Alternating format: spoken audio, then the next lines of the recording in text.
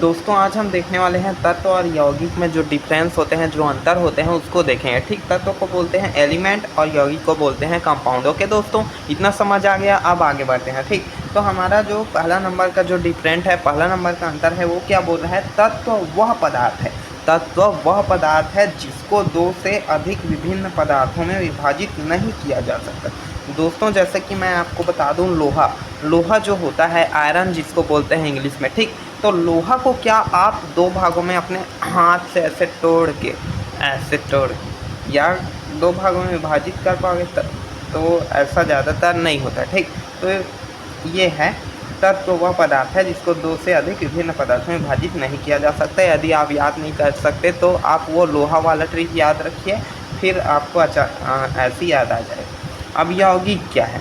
अब यौगिक जैसे कि आप मिक्सचर खाते हो, उसमें ऐसा लंबा वाला जो होता है जिसको गांठिया बोलते हैं, और कुछ दाल होते हैं, कुछ और बूंदी होता है, उसको हम लोग इसको यहाँ अलग कर सकते हैं, इसको यहाँ अलग कर सकते हैं।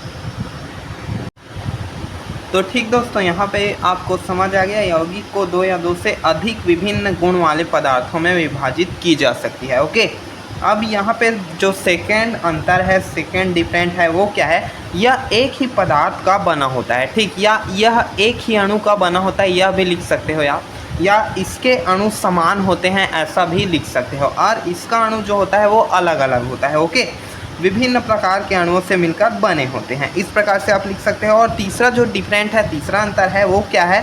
तत्वों के भौतिक एवं रासायनिक गुण यौगिकों से भिन्न होते हैं। तत्वों के क्या? भौतिक और रासायनिक गुण यौगिकों से भिन्न होता है। तत्व से मिलकर ही यौगिक बनता है ना, तो तत्वों के जो भौतिक गुण हैं या रासायनिक गुण, यौगिक के जो रासायनिक और भौतिक गुण होते हैं उससे भिन्न होते हैं। मतलब यौगिक और तत्वों का भौतिक और रासायनिक गुण अलग अलग होता है। ओके, अब हमारा इसमें जो क्या बोल रहा है, यौगिकों के भौतिक और रासायनिक गुण तत्वों से भिन्न होता है। एकदम सिंपल।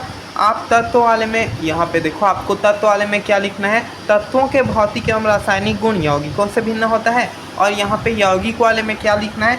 यौगिकों के भौतिक और रासायनिक गुण तत्वों से भिन्न होते हैं। बहुत ही आसान है। अब हमारा जो चौथा डिफरेंट है वो क्या है?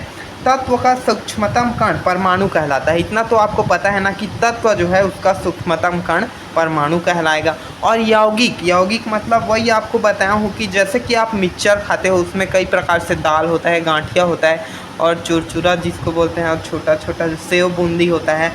तो वो क्या है? एक अणु है। ठीक, और वही जैसे कि हम लोग तत्व को देखें तो उसमें सबसे छोटा क्या कहलाएगा? परमाणु कहलाएगा, परम अणु। और इसका जो क्या कहलाएगा? अणु कहलाएगा। तो यौगिक में क्या होता है? अणु होते हैं, अणु मिलकर यौगिक बनते हैं, और तत्व में परमाणु मिलकर तत्व बनाते हैं। ओके, तो ये सब समझ आया होगा अच्छे से। तो वीडियो को लाइक कीजिए और चैनल को सब्सक्राइब कीजिए। ओके, धन्यवाद दोस्तों, फिर मिलेंगे हम लोग। ओके।